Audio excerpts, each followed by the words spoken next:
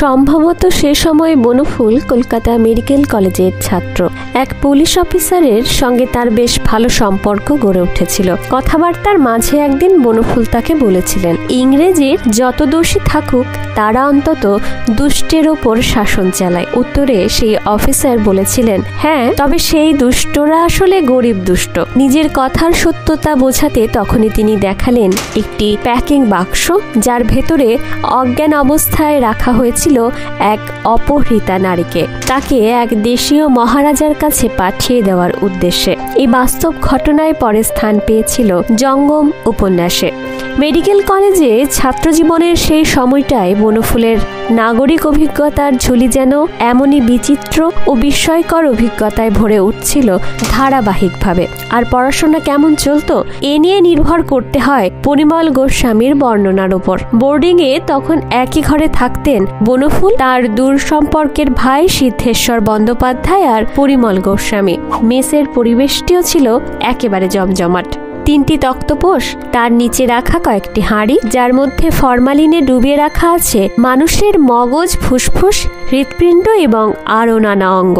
এগুলো আনা হয়েছে মেডিকেল কলেজ থেকে। এই সমস্ত প্রস্তুতির উদ্দেশ্য ছিল মেডিকেল স্কুলের ছাত্র সিদ্ধেশ্বরকে পাঠ দেওয়া, আর হয়তো এভাবেই নিজেদের পড়াশোনাও ঝালিয়ে নেওয়া হয়ে যেত। সেই মেসের ঘরে উকি দিলে দেখা যেত একদিকে শতরঞ্চির উপর বসে চলছে মানুষের ফুসফুস কাটা, আর অন্যদিকে প্রেসার কুকারে চড়ছে মাংসের রান্না। ডাক্তারি পড়ার সেই সময়েই বনফুলের পরিচয় ঘটে বহু গুরুত্বপূর্ণ ব্যক্তিত্বের সঙ্গে। তাদের মধ্যে একজনের প্রসঙ্গ বিশেষভাবে স্মরণীয়। দিনটা ছিল রবিবার। বনফুল একজনের বাড়িতে গিয়েছিলেন। বাড়ির দরজায় ঢোকার সঙ্গে সঙ্গে প্রশ্ন, দ্বিতীয় পানিপথের যুদ্ধ কবে হয়েছিল?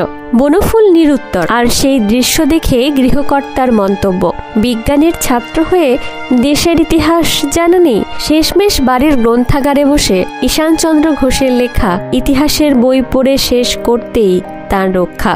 যার সঙ্গে বনফুলের এই অভিজ্ঞতা, তিনি আর কেউ নন, কলকাতা বিশ্ববিদ্যালয়ের উপাচার্য আশুতোষ মুখোপাধ্যায়। ডাক্তারি পড়ার শেষ বছরে বনফুলকে যেতে হয় পাটনায়। সেখানে নতুন করে মেডিকেল কলেজ স্থাপিত হওয়ায় এই বদলে, কিন্তু ম্যাটারনিটি ওয়ার্ডে তার প্রশিক্ষণ ঠিক মতো না হওয়ায় তাকে পাঠানো হয় বেঙ্গালুরুতে। বেঙ্গালুরুতেই আলাপ হয় এক স্কটিশ নার্সের সঙ্গে, স্টুডেন্ট মুখার্জি।